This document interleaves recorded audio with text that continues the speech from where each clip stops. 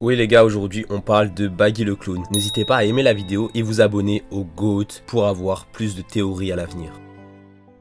On va être honnête, quand on voit Baggy comme ça, il ne semble pas être puissant. Il a été battu par Luffy dès les premiers chapitres. Un Luffy sans acquis, un Luffy vraiment faible à ce moment-là. Pourtant, Baggy, dans le monde de la piraterie, c'est quelqu'un. Il a fait partie de l'équipage le plus puissant de l'univers One Piece. L'équipage de Goldie Roger, le roi des pirates. Vous voyez cette chose qui fait que Luffy a un instinct pour détecter les gens spéciaux afin de les intégrer dans son équipage? Je pense que Roger possédait exactement la même chose. Si Baggy faisait partie de l'équipage du roi des pirates, c'est forcément qu'il a quelque chose de spécial. A noter qu'il a probablement grandi depuis petit dans le navire du roi des pirates et donc qu'il a été probablement avec Shanks été élevé par Roger. Nous savons alors que Baggy n'est pas spécial par sa puissance puisque, comme nous l'avons déjà vu, Baggy est faible. Alors, quel serait son pouvoir? Quel serait son pouvoir caché? Comme nous avons pu le voir, Baggy est un personnage chanceux. Mais la chance est-elle réellement un pouvoir? En effet, il a pu s'échapper d'Impel Down parce qu'il a été sous-estimé par la marine, n'ayant pas été menotté avec du granit marin. Mais ce n'est pas de la chance à 100%. En effet, Baggy a su se faire discret. Il a su dissimuler qu'il faisait partie de l'équipage du roi des pirates. Il a eu, en plus, la chance de tomber sur Luffy pour s'échapper. En plus de cela, il a pu rallier des pirates à sa cause pour s'échapper, comme Mr. Sui. Mais cette chance n'est pas due au pur hasard. En dissimulant ses intentions, en cachant le fait qu'il faisait partie avant de l'équipage du roi des pirates, il a pu se hisser au sommet de la piraterie. Sa chance donc, il a su la provoquer. Il a su retourner certaines situations en sa faveur, malgré le fait qu'il était au plus bas. Il était enfermé à Impel Down et ressort grand corsaire. Il a été déchu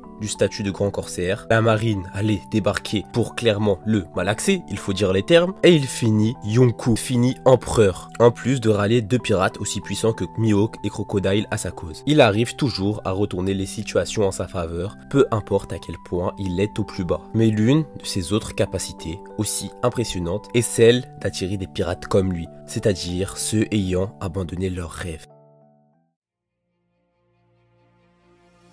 En effet, Baggy attire les personnages en quête de richesse et seulement de richesse. Il attire les pirates ayant abandonné leurs rêves. À l'inverse de Luffy, attirant les pirates les plus rêveurs, ceux ayant un réel objectif. Il est quelque part l'opposé de Luffy. Cette capacité à rassembler et à rallier les gens à sa cause, dont Mihawk parlait, c'est exactement ce que Baggy possède, tout comme Luffy. Cette capacité est la plus puissante dans le monde de One Piece. Baggy n'est probablement pas le personnage le plus puissant, mais il est sans aucun doute le meilleur capitaine. Il est celui qui a la capacité de rassembler et de fédérer le plus de monde à sa cause. Et maintenant, il s'est rappelé de son rêve, celui de devenir le roi des pirates. Il a cette capacité d'influencer les autres de manière positive. Pourtant, il n'est pas puissant. Il se ferait one-shot par n'importe quel pirate possédant du haki. Mais cela montre de manière encore plus forte qu'il est un leader naturel. Cette capacité est tellement poussée chez lui qu'il n'a même pas besoin d'être puissant pour rallier les gens à sa cause. Et c'est ça qui le rend si dangereux. Et nous verrons dans les prochains chapitres, je suis désormais convaincu que Mihawk et Crocodile vont accepter d'être les subordonnés de Baggy, car ils ont compris. Cela se voit notamment sur le visage de Mihawk, quand Baggy proclame qu'il veut être roi des pirates.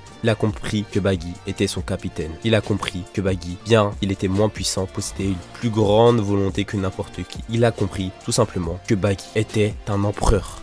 Maintenant, penchons-nous sur l'avenir de Baggy dans l'œuvre. Je pense que Baggy n'a pas fini de nous étonner. Et il devrait rassembler encore un certain nombre de pirates à sa cause. Les pirates rejoignant Baggy sont ceux ayant abandonné leurs rêves. À partir de ça, nous pouvons théoriser sur ces futurs membres de son équipage. Les gars, le personnage le plus évident que je vois bien rejoindre l'équipage de Baggy à l'avenir, c'est tout simplement Doflamingo. N'ayant plus d'équipage désormais, ayant réussi à se détacher de ses chaînes à Impel Down, il pourrait rejoindre la Cross Guild. N'ayant en plus d'objectifs, il pourrait en trouver un nouveau en s'alliant à Baggy. Il pourrait alors prendre part à cette guerre pour le One Piece. Et les gars, le second personnage que je vois bien rejoindre l'équipage de Baggy à l'avenir, c'est bel et bien Gecko Moria. Oui, Gecko Moria qui rêvait d'être roi des pirates, tout comme d'ailleurs Mihawk et Crocodile. Ainsi, Baggy en s'entourant de pirates puissants pourrait se lancer dans cette guerre. Je le vois bien s'opposer dans un combat contre Shanks le Roux. Une opposition entre les deux pourrait être très intéressante du point de vue psychologique. On pourrait même, peut-être, voir le Roux si puissant perdre ses moyens face à Baggy. Un combat entre les deux anciens meilleurs amis serait alors